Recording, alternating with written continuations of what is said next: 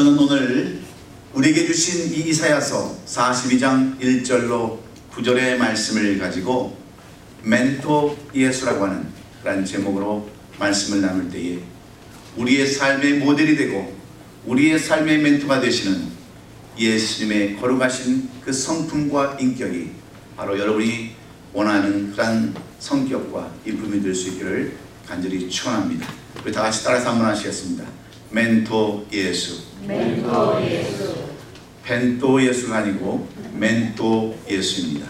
우리의 모델이 되고 우리의 멘토가 되시는, 멘토링이 되시는 그 예수님을 담기 위해서 오늘 우리는 먼저 이 말씀을 풀어나가기 전에 하나의 동영상을 먼저 감상하기를 원하는데, 제 삶 가운데서 저는 살아있는 예수라고 하는 두 사람을 만나는 행운을 얻었습니다.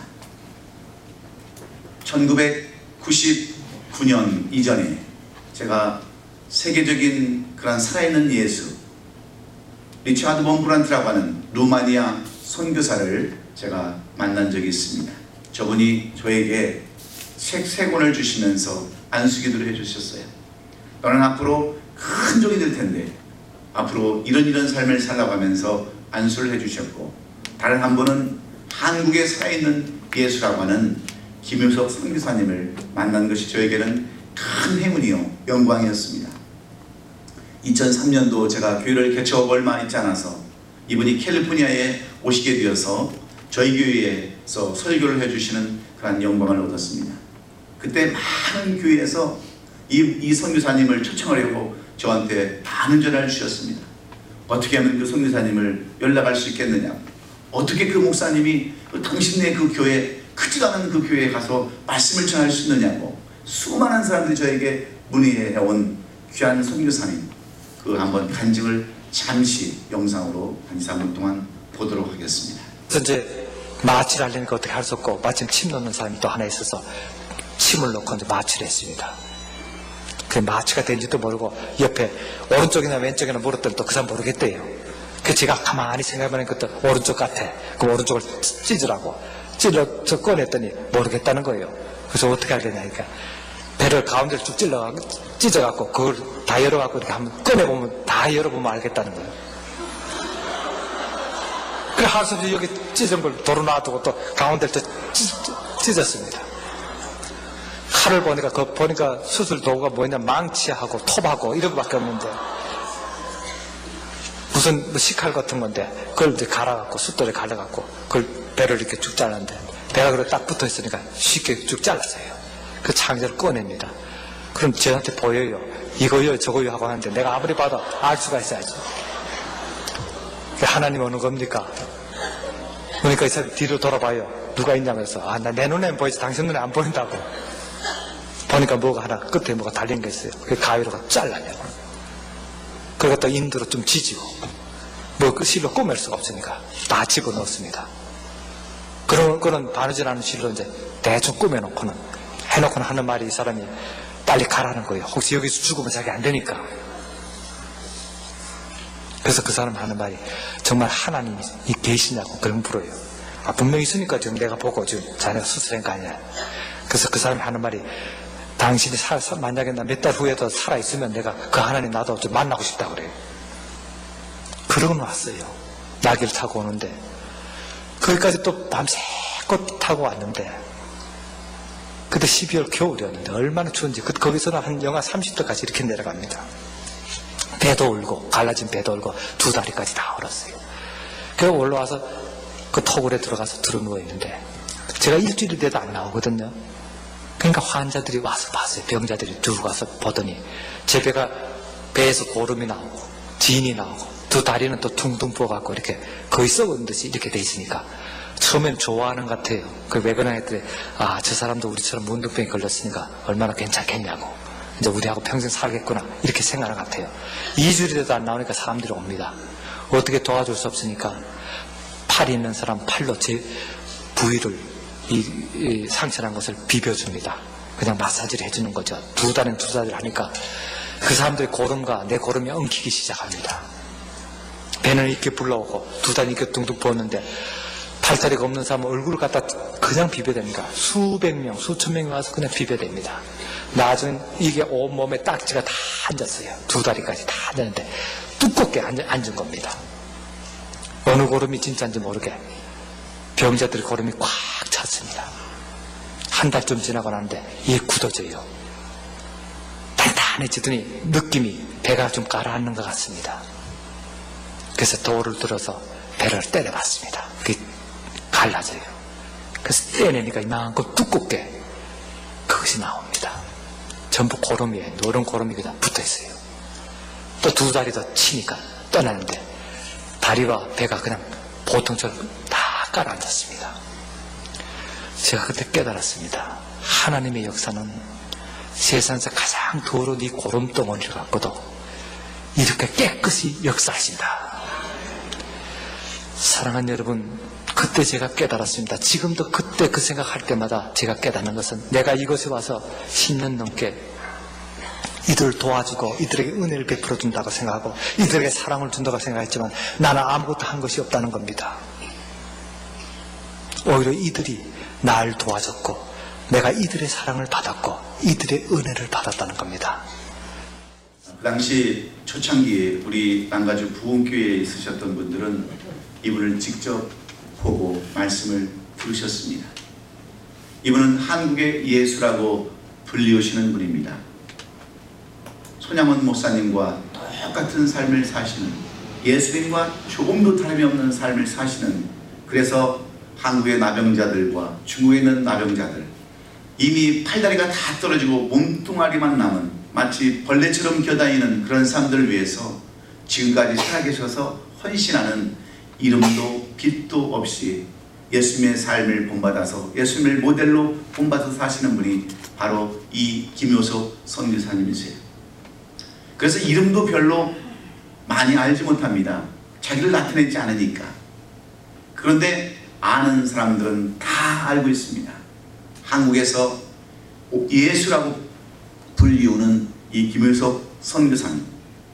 저는 다른 사람들이 저에게 만약 물어본다면 당신에게 있어서 가장 멘토로 여길 분이 있으시다고 한다면 누구라고 말하겠습니까? 묻는다면 저는 바로 김효석 선교사님을 말하고 싶습니다. 왜냐하면 그는 예수님과 조금도 다름이 없는 그러한 삶을 사셨기 때문에 그렇습니다. 모든 사람에게 베풀고 나눠주고 꾸어주는, 정말 자기 인생을 다 드려서 일생을 헌신한 그런 사람이기 때문에 그렇습니다. 사랑하는 성도 여러분, 사람들은 끊임없이 누군가를 닮아가기를 원하고 있습니다. 그래서 요즘에 아이들은 좋아하는 가수나 연예인이나 운동선수들 닮으려고 애씁니다. 아이들이라고 하면 아이들은 사족을 못 씁니다. 우상이라고 하는 이 아이들에 빠져서 마치 자신이 가수가 된 것처럼, 연예인이 된 것처럼, 운동선수가 된 것처럼 착각하며 그렇게 살아갑니다. 그래서 머리에는 노란 물을 들이고 귀걸이를 하고, 남자들도 그 어린 아이들도 다 그렇게 살아갑니다. 그러므로 어떤 사람을 인생의 모델로 삼느냐에 따라서 그 사람의 인생이 달라지고 삶이 달라지는 것을 우리는 봅니다. 좋은 모델, 좋은 멘토를 만나는 것이 큰 행복이요 축복의 지름길을 우리는 부인할 수가 없습니다. 그래서 성경에도 14,000명의 이름들이 기록되어져 있고 그 많은 사람들의 행적을 기록해 놓은 이유는 이런 사람은 본받고 저런 사람은 본받지 말라고 하는, 그래서 이렇게 많은 사람들의 행적을 기록해 놓았습니다. 아담부터 세례 요한에 이르기까지 우리가 구원받아야 할 사람들을 소개하는가 하면 그 중에서도 우리가 본받아야 할 분은 오직 예수 그리스도이심을 강조하고 있습니다. 우리 그리스도인이 닮아야 하는 모델과 멘토는 오직 예수님밖에 없음을 이 성경은 우리에게 말하고 있습니다. 오늘 본문에도 마찬가지입니다. 오늘 이 이사야, 바로 아모스의 아들인 이 이사야요, 하나님의 부르심을 받은 선지자 이 이사야는 하나님의 은혜를 입었던 이스라엘 백성들에게 너희들이 하나님을 기뻐하시는 삶을 살고자 원한다면 하나님께서 추구하는 삶을 살기를 원한다면, 그래서 모든 죄 가운데 벗어나려면 바로 이 땅에 오실 예수 그리스도를 본받으라고 이렇게 권면하고 있습니다. 오늘 본문의 이사야는 구약의 위대한 선지자였던 지도자였던 모세를 본받으라고 말씀하지 않았습니다. 이스라엘 백성들이 가장 존경하는 다윗을 본받으라고 말씀하지 않았습니다. 오직 흠도 없고 점도 없고 죄도 없는 예수 그리스도 하나님의 아들을 본받아야 이 땅에 살 때 하나님을 기쁘시게 하는 삶을 살 수 있다라고 오늘 이사야를 통해서 우리에게 교훈해 주시는 내용들이 바로 우리가 함께 봉독했던 말씀들입니다. 여러분, 이스라엘 백성들은 어떤 사람들이었습니까? 하나님의 은혜로 말미암아 애굽의 바로 밑에서 구원을 받고 홍해를 기적같이 건넌 사람들이 이스라엘 백성들입니다. 광야에서 40년 동안 신발이 닳지 않고 옷이 휘어지지 않도록 하나님께서 만나로 먹여주시고 생수로 공급해 주신 백성들이 이스라엘 백성들입니다. 예루살렘을 무너뜨리고 요단강을 건너 젖과 꿀이 흐르는 가나안 땅에 입성하게 해주신 것도 하나님의 은혜였습니다. 그런데 그들의 나중 삶은 어떤 삶입니까?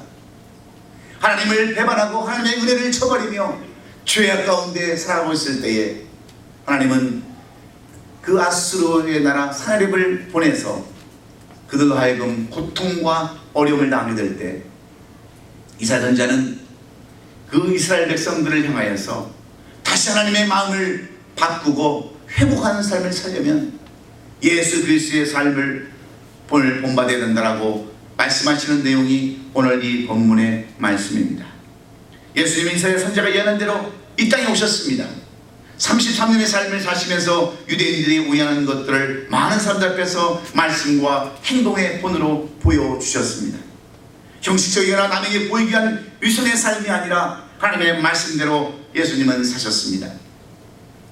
그리고 마침내 승리하여서 오늘 하나님 우편에 앉아 계시며 보혜사 성령으로 이 시간 우리를 돌보시는 분이 바로 예수님인 줄로 믿습니다. 그래서 사도 바울은 너희 안에 이 마음을 품으라 곧 그리스도의 예수의 마음이니 하며 우리에게 권면하고 있습니다. 예수 그리스도를 닮는 저와 여러분이 다 되셔서 여러분의 지난 7월달의 삶이 힘들고 어려운 삶, 두렵고 떨리는 삶을 살았다 할지라도 이제 우리가 예수 그리스도를 모델로 멘토로 삼으셔서 이 8월에는 아름다운 열매가 맺히고 이렇게 비가 내리는 것처럼 이 대지에 촉촉한 하나님의 은혜의 이슬이 맺힐 수 있기를 주의 이름으로 축원합니다. 그러면 오늘 이 아모스의 아들 이사야가 하나님의 선지했던 이사야가 오늘 우리들에게 권면해주는 예수 그리스도를 모델로 삼으라고 하는 예수님은 어떤 분이십니까? 예수님은 어떤 성격의 소유자이기에 우리로 하여금 이런 모델로 삼아야 승리할 수 있다고, 하나님을 기쁘시게 하는 삶을 살 수 있다고, 하나님의 영광을 돌리는 그런 삶을 살 수 있다고 이렇게 권면하고 있습니까? 예수님은 어떤 분이십니까? 첫째는 겸손한 성품의 소유자임을 우리에게 말씀해 줍니다. 목소리를 높이지 않는 인내심을 가진 겸손한 그런 분이 바로 예수님이시라고 오늘 본문 2절은 이렇게 기록해 놓았습니다. 그는 외치지 아니하며 목소리를 높이지 아니하며 그 소리를 거리에 들리게 하지 않았다라고. 예수님, 그 당시 보지도 못했던 예수님, 그러나 장차 오실 예수님에 대해서 오늘 이사야는 이렇게 먼저 예언해 놓고 있습니다. 이 땅에 인자의 몸으로 육신의 몸을 빌어서 이 땅에 오실 예수님은 숱한 어려움과 고난을 당하면서도 그 목소리를 나타내지 않냐고, 길거리에서 떠들지 않냐고 끝까지 참고 있냐면서 마치 도살장에 끌려가는 양처럼 그렇게 오실 것이라고 이사야는 예수님에 대해서, 그러한 성품에 대해서 예언해 주고 있습니다. 이 말을 쉽게 설명하면 억울한 일을 당해도 감정적으로 대하지 않냐고 인내심을 가지고 참고 견디셨다 하는 그런 말씀과 똑같습니다. 예수님은 어떤 일을 당하실 때 시끄럽게 자기 감정을 나타내지 않냐고 조용히 참고 견디는 온유하고 겸손한 자세를 보여주신다라고 이렇게 이사야는 예언하게 된 것입니다. 여러분, 우리 한국 사람들은 정이 많은 사람들입니다. 그래서 좋을 때는 어떻습니까? 간도 쓸개도 다 빼주는 것이 우리 한국 사람들입니다.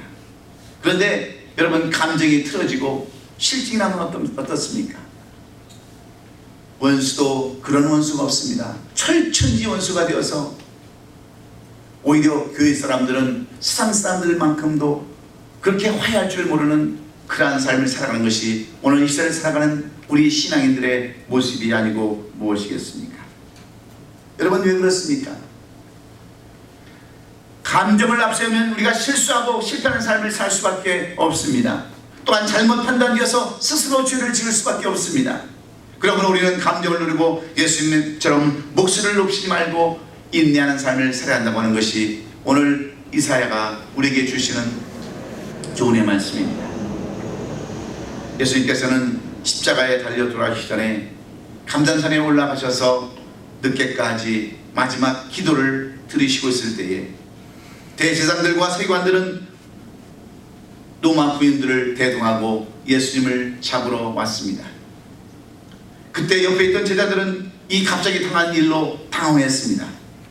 그래서 손길이 급하고 감전적인 베드로가 칼을 뽑아서 그들의 하인이었던 말구의 귀를 쳐서 귀를 베어버리고 말았습니다.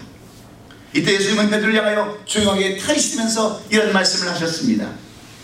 칼을 쓰는 자는 칼로 망하느니라. 칼을 도로 칼집에 도로 넣어라 하시면서 그 떨어진 말구의 귀를 갖다가 붙이셔주고 회복시켜 주셨습니다. 베드로가 생각할 때 예수님은 그를 잡으러 온 그들을 이 베드로는 이해할 수가 없었습니다. 예수님이 도대체 무슨 죄가 있길래 예수님을 잡으러 왔단 말인가?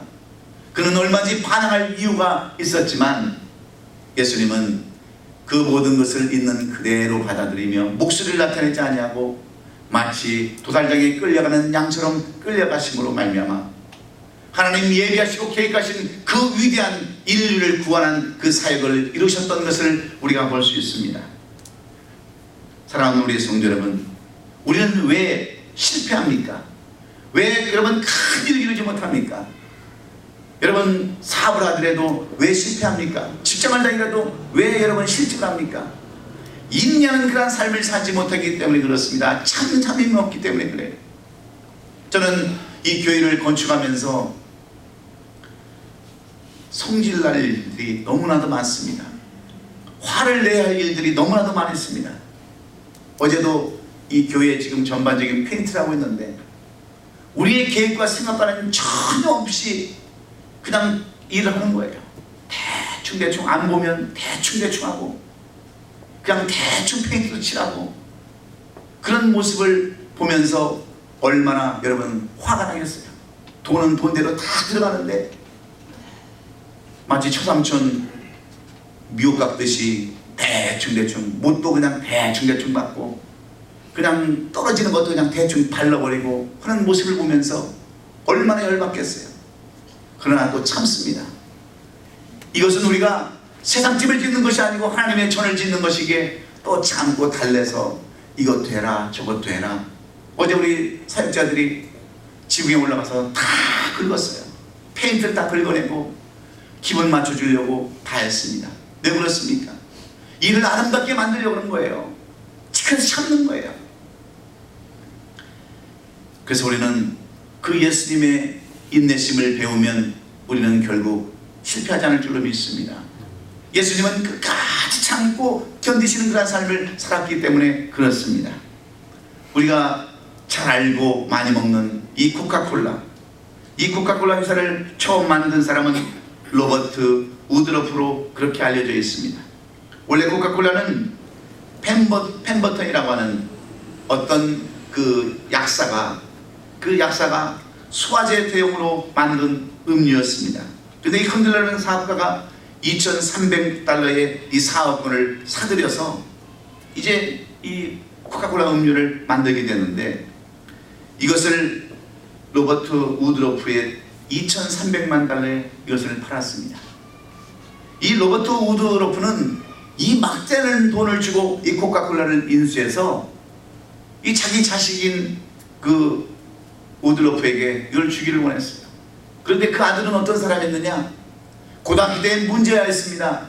고등학교를 제대로 졸업을 하지 못하고 늘 낙제하는 사람이었어요. 그가 에모리학에 들어갔는데도 에모리학을 졸업하지 못하고 중간에 그만두고 말았어요. 탈퇴하고 말았어요. 자퇴하고 말았습니다. 이런 아들을 어떻게든지 세우려고 하는 그의 아버지는 이 엄청난 돈을 들여서 코카콜라를 세웠지만 이 아들을 어떻게 훈련시킨 줄 아십니까? 이 병을 만드는 코카콜라 병 여러분 얼마나 예쁩니까? 들어갈 때 들어가고 나올 때 나온 그 어여쁜 병, 그 트레이드마크인 그 코카콜라 병을 만드는 그 자회사에 보내서 참일부터 시켰습니다. 그 유리를 만들기 위해서 모래를 퍼나르는 일을 하루에 60센트를 주고 시켰어요. 그리고 그 회사에 점점 이렇게 자라게 해서 부사장까지 만들고 이 회사를 키워나가기를 원했어요. 그런데 제2차 세계대전이 발발했습니다. 교회 그 회사에 어려움을 겪게 되자 그 우드로프는 자기 자식에게 그 회사의 경영권을 넘겨주고 그 이제 모든 일선에서 떠나게 되었을 때에 이 우드로프는 이렇게 생각했습니다. 나를 위해서 희생하는 나의 아버지 때문에 내가 이대로 있어서는 안 되겠다. 어떻게든지 이 브랜드 코카콜라를 정말 위대한 그런 회사로 만들기 위해서, 나는 브랜드로 만들기 위해서, 국가적인 그런 음료로 만들기 위해서 그런 세계 제2차 전쟁에 나가 있는 모든 부인들에게 이 코카콜라를 5센트에 먹을 수 있게끔 배려를 했습니다. 그래서 그때부터 코카콜라가 퍼지기 시작했어요. 그리고 그는 마침내 세계적인 그러한 기업으로 이 코카콜라를 키웠습니다. 그리고 그는 이렇게 고백합니다. 내 뱃속에는 항상 피가 흐르는 것이 아니라 이 코카콜라가 흐르고 있다고 하는 그 정열을 보여줌으로 말미암아 오늘날 이렇게 세계적인 기업으로 어떤 불황이 와도 어떤 어려움이 와도 사람들이 그렇게 먹지 말라고, 살찐다고 먹지 말라고 그렇게 얘기를 해도 하루에 수천만 톤의 그런 팔리는 그런 음료가 바로 코카콜라가 되었습니다. 여러분, 한 아버지의 그러한 인내심으로 말미암아 그 아들이 삶을 바꾸고 변화되었다 한다면 인내가 얼마나 중요한가를 우리는 깨달아야 되는 겁니다. 여러분, 정말 집어치우고 싶을 때가 많이 있습니까? 그만두고 싶을 때가 여러분 많이 있습니까? 그러나 여러분, 오늘도 주님은 우리에게 무엇을 교훈해 주기를 원하세요? 조금만 참고 조금만 견디면 아름다운 세상이 있고 아름다운 일이 있음을 우리에게 교훈해 주는 것입니다. 그래서 예수님은 평생을 참는 삶을 사셨어요. 침뱉음을 당하고 뺨을 맞고 가시관을 쓰고 십자가를 짊어가면서도 예수님은 참고 인내하심으로 말미암아 이제 하나님의 영광 우편에 앉으시고 이 시간에는 보혜사 성령으로 우리와 함께 하신 줄로 믿습니다. 여러분, 힘드시죠? 어렵죠? 고달프죠? 그러나 조그마한 예수님의 인내를 배우시고 예수님을 모델로 영접하신다면 여러분의 삶은 반드시 소망이 있는 아름다운 열매가 맺히는 그런 우리 성도들이 될 줄로 믿습니다. 두 번째로, 왜 이사야는 예수님의 성품을 본받으라고, 예수님을 멘토로 삼으라고, 모델로 삼으라고 말씀하고 있습니까? 예수님은 사랑과 긍휼의 그 성품을 가지신 분이라고 오늘 보면 3절은 이렇게 기록해놨습니다. 산 갈대를 꺾지 아니하며 거대한 등불을 끄지 아니하고 진실로 정의를 시행할 것이라고 예수님의 성품에 대해서 이렇게 이사야는 예언을 해 놓았습니다. 이사야는 예수님을 한 번도 본 적도 없습니다. 그러나 하나님의 주시는 영감으로 예수님이 이런 분이시라는 것을 분명히 예언했고 예수님은 그대로 그러한 삶을 사셨습니다. 여러분, 옛날 중동지역에서 갈대를 꺾어서 피리를 만들고 바구니를 만들거나 빗자를 만들고 지붕을 덮었습니다. 그러나 갈대 중에 산 갈대는 어디다 쓸 데가 없습니다. 모아서 불쑤시개밖에는 할 수 없습니다. 그런데 예수님께서는 이러한 갈대, 이렇게 쓸모없이 버려지는 산 갈대도 버리지 아니하시고 그것을 그대로 사용하신다고 하시는 것이 우리 주님의 모습이십니다. 이번 이 말씀은 산 갈대 같은 우리들, 모아서 불쏘시개나 해야 할 우리 같은 사람들도 버리지 아니하시고 끝까지 우리를 사용하시겠다고 하는 그 주님의 사랑과 긍휼을 우리에게 보여주고 있습니다. 꺼져가는 등불도 마찬가지입니다. 산 갈대처럼 희망도 소망도 장래도 없다고 하는 그러한 표현이지만 이렇게 꺼져가는 심지도 끄지 아니하시는 예수님의 사랑과 긍휼을 우리에게 보여주고 있습니다. 여러분, 예수께서 이 말씀을 통해 우리에게 주시는 교훈은 무엇입니까? 주님은 비록 장래성도 기대할 것도 없는 절망 중에 살면 사는 사람이라 할지라도 그냥 내버려 두지 아니하시고 그들을 위로해 주시고 새로운 힘을 주신다고 하는 위로의 메시지입니다. 그래서 예수님은 수고하고 무거운 짐진 자들아 다 내게로 오라 내가 너희를 쉬게 하게 하고 이렇게 약속하고 있습니다. 그러면서 우리에게 보여주시는 교훈의 말씀이 바로 수가성 여인의 그러한 말씀입니다. 5 남편과 살았고 지금같이 사는 6번째 남편도 자기의 남편이 아닙니다. 이런 여인의 삶이 얼마나 부두둑하며 남들에게 따돌림을 받는 그러한 삶이었겠습니까? 그래서 이 여인은 사람들이 많이 물길을 나오는 오전에는 나오지 못하고 해가 땡볕처럼 내려지는 이 오후에만 물을 길러 와야 하는 그러한 여인이었습니다. 이런 여인으로 하여금 스스로 반성하고 뉘우치고 깨달아 회개할 수 있도록 예수님은 만드시고 그녀의 입술을 통해서 내가 그리스도라는 사람을 만났다고 고백하는 간증의 입술로 삼아주신 것을 보면 우리 주님은 우리가 비록 세상에 살아갈 때 예수를 믿고 하나님을 믿고 시시하게 살아간다고 하지만 죄 가운데 살아가는 우리들을 버리지 아니하시고 우리도 회복시켜서 우리가 하여금 간증 자의 삶을 살게 하신다고 하는 것이 바로 예수님을 본받는 삶이요 이 이사야가 우리에게 말씀해 주시는 교훈의 말씀입니다. 성경에 나오는 가장 위대한 단어는 사랑입니다. 사랑이라는 말은 신구약에서 수백 번 이렇게 나타나고 있지만 그 사랑의 대표적인 분은 바로 예수이십니다. 우리가 아무리 큰 죄를 짓고 잘못된 삶을 살아간다 할지라도 예수님은 그 우리의 모든 죄를 다 용서해 주시고 다시 회복시켜서 여러분들을 위대한 하나님의 일꾼으로 하나님의 자녀로 삼으신다고 하는 것이 이사야의 위로의 말입니다. 여러분, 우리가 왜 때때로는 어려움을 당하는 줄 아십니까? 왜 우리가 때때로는 여러분 징벌을 받는 줄 아십니까? 우리의 죄 때문입니다.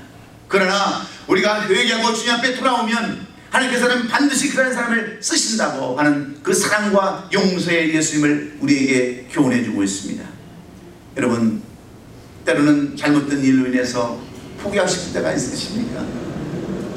정말 여러분 삶 가운데 여러 가지 일들로 자포자기하고 싶은 인생들이 있으십니까? 그러나 오늘도 예수님은 여러분을 품기를 원하십니다. 여러분을 사랑하기를 원하세요. 그 예수님, 그 사랑과 긍휼에 힘입어서 오늘 수가성 여인을 치유해 주신 그 예수를 오늘 우리가 영접함으로 말미암아 이 8월에는 소망이 있는 8월, 열매가 맺혀지는 이 8월 될 수 있기를 주 이름으로 축원합니다. 다른 사람은 다 용서하지 못하고 사랑하지 못해도 우리 주님은 끝까지 참고 인내하시며 우리를 회복시키기를 원하시는 그 주님을 멘토로 삼으셔서 다시 한번 소망을 갖는 이 8월이 될 수 있기를 예수님의 이름으로 축원합니다. 마지막으로 왜 이사야는 우리와 하여금 예수를 멘토로 삼으시라고 하는가? 예수를 본받으라고 말씀하시는가? 마지막은 예수님은 소망과 꿈이 있으신 분이기 때문입니다. 본문 4절은 이렇게 예수님에 대해서 말씀합니다. 그는 쇠하지 아니하며 낙담하지 아니하고 세상의 정의를 세우게 이르기를 섬들이 그 기운을 앙망하리라 했습니다. 여러분, 쉽게 말하면 예수님은 끝까지 그 길을 포기하지 아니하고 가고자 하는 희망과 소망이 있었음을 말씀해 줍니다.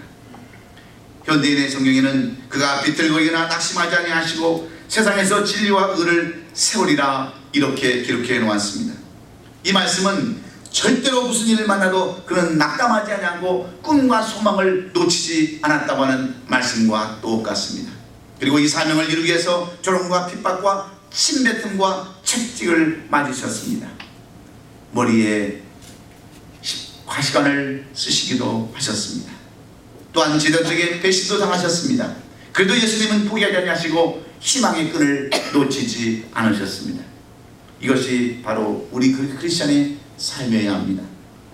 마음먹은 계획과 사명을 포기하지 않고 끝까지 지고 괴롭지만 올라가는 그러한 삶, 이것이 바로 우리 그리스도인의 삶이 되어야 될 줄로 믿습니다. 여러분, 이사야도 얼마나 많은 사람들로 하여금 핍박을 받았습니까? 그러나 그는 소망을 가졌습니다. 이스라엘이 회복될 것을 소망을 가지고 이스라엘 사람들에게 오늘 이 희망의 메시지를 전달하고 있는 겁니다.